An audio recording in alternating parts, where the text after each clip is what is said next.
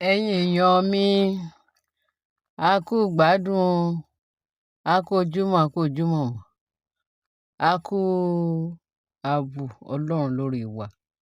Ààbò ọlọ́run yóò dájú lórúkọ Jésù. Ẹ ṣé níbikíbi tẹ́ ti ń gbọ́ wa. Bẹ́ẹ̀ ni o, nọ́ba ni àná, ṣé mo sọ fún wa pé kábíyèsí pé ó pe olórí Naomi pé kó wá kọ́jọ ṣe nǹkan kan papọ̀ ní ààfin lánàá tí mo ti ń sọ pé kí ló dé, kí ló ń ṣẹlẹ̀?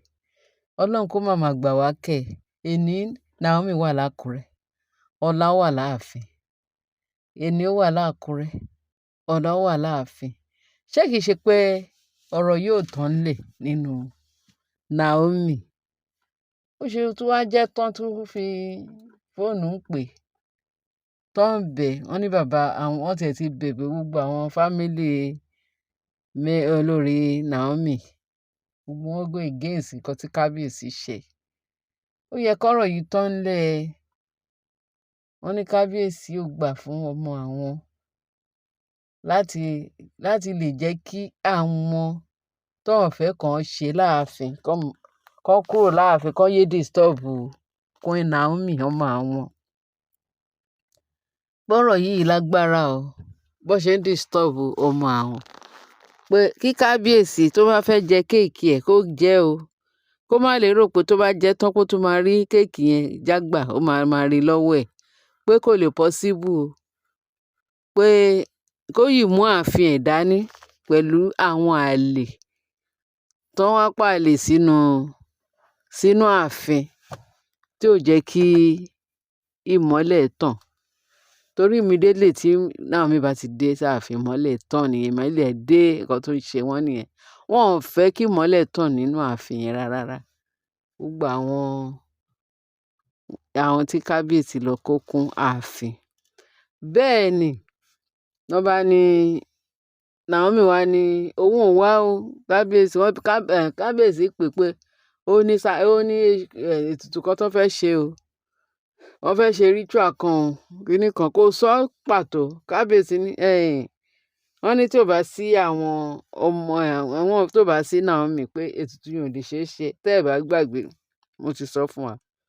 Wọ́n ní Naomi sọ pé kábíyèsí tètùtù bá gbà kó má gbà kó wọn wá. Tó wọn bá róhun kán lọ ṣe nǹkan tán ní ṣe. Tó bá dẹ̀ sọ pé tí ò bá sóhun bẹ́ẹ̀ pé ó lóhun ò wá bí kankan.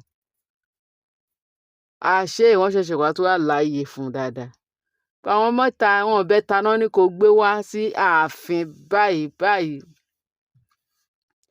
Ìyẹn lánàá yẹn, gbogbo ọ̀rọ̀ tí wọ́n fi torí ẹ̀ pé Naomi nìyẹn.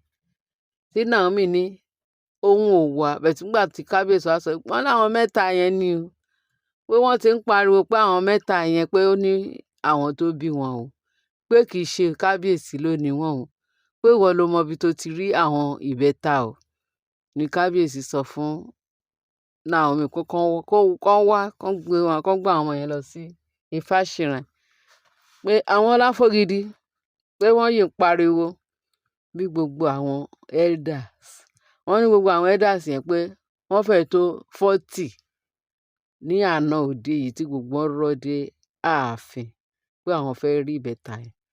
Wọ́n fẹ́ confirm ẹ̀ kí gbogbo ayé rí mọ̀ pé lóòótọ́ gbogbo àwọn onísọkúsọ pé wọ́n ní kì í ṣe pé wọ́n ní gbà pé kábíyèsí ló ní àwọn ìbẹ́ta àfi kán fojú wọn rí.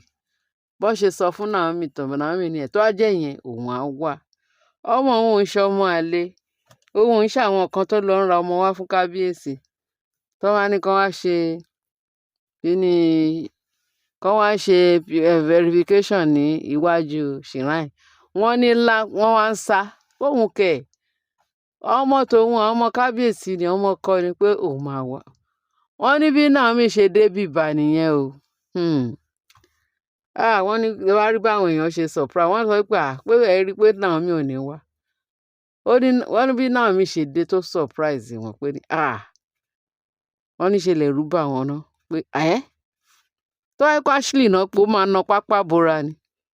Àbí táwọn ìbejì ìyá ìbejì. àtọwọ́dá ó máa sá lebélebé torí gbogbo wọn ò fẹ́ máa dúró ni because àṣírí wọn má bàa tú. Olúwa ẹ mà ṣeun. Gẹ́gẹ́ bá ṣe gbọ́ allegedly wọ́n ní bí wọ́n ṣe gbé àwọn ọmọ yẹn wá ni wọ́n ṣàṣe gbogbo wọ́n ní tẹ́ bá rí gbogbo nǹkan tó ṣe láàfin lánàá pé yẹ̀wò jubilation. Wọ́n ní ìdùnnú ṣubú layọ̀ lánàá. Wọ́n ní ìdùnnú ṣubú layọ̀ ní ààfin ọba lánàá. Wọ́n ní kábíyèsí pé tó bá gun ẹṣin nínú kábíyèsí kò sí kankan nínú wọn tó máa kẹsẹ̀. Wọ́n ní bí gbogbo Ifẹ̀ bẹ̀rẹ̀ sí ní jubilate pé Queen Naomi lóòótọ́ ìwọ ni queen ní ilẹ̀ Ifẹ̀ lóòótọ́. Wọ́n ní ẹ tún wá wo another ìgbéga ńlá tán tún gbé fún Naomi lánàá pé wọ́n ní dájúdájú Naomi ni ẹni náà òun ló lè ṣe queen ní ààfin yìí, òun ló lè ṣe queen ọba ní ilé Ifẹ̀. Wọ́n ní kì í ṣe kékeré o, wọ́n lójú ti àwọn ọ̀tá. Ojú ti àwọn ọ̀tá tọ́n fẹ́ òótọ́ ọ̀rọ̀ tọ́n fẹ́. Wọ́n ní wọ́n fi ara wọn, wọ́n fi Naomi compare Ashley. Wọ́n fi Naomi compare Tobi, àwọn tó lọ gbé ọmọ. Wọ́n fi pé bóyá kábíyèsí ti hallelujah, hallelujah, hallelujah, ògo ni f'Ọlọ́run lókè ọ̀run. Naomi, ó kú oríire. Oríire náà yóò máa bẹ ìkàlẹ̀ títí láéláé. Ọ̀tá kàn ṣe lásán o. Ìgbẹ̀yìn ẹ máa dá o. Ìgbẹ̀yìn ẹ ti dá, ó sì ti dá. Ìgbẹ̀yìn tàwa náà ti dá lágbára Kristi Jésù. Gbogbo nǹkan táwa náà bá dáwọ́lé wọn máa yọrí sí rere nítorí pé a fẹ́ ìdùnnú fún ọmọ Ọlọ́run, ọmọnìkejì. Ìgbà tá a ṣe ibi, tá a ro ibi ro ọmọnìkejì. Ó di dandan ayọ̀ àti àlàáfíà, ire máa kúnnú ilé wa. Ànító àti àníṣẹ́kù. Àkúnwọ́ sílẹ̀ ni. Bẹ́ẹ̀ ni ayé wa yóò máa dára pẹ̀lú àwọn ọmọ wa, pẹ̀lú àwọn ẹbí wa. Àti gbogbo ẹ̀yin olólùfẹ́ Naomi, gbogbo ẹ̀yin tẹ́ máa ń sọ òótọ́ ọ̀rọ̀ láyé yìí. Bẹ́ẹ̀ ni, ẹ ní ṣubú dànù. Ààbò Ọlọ́run á dájú lórí wa, àánú Ọlọ́run á péye o. Lórúkọ Jésù Kristi, Olúwa wa, àmín.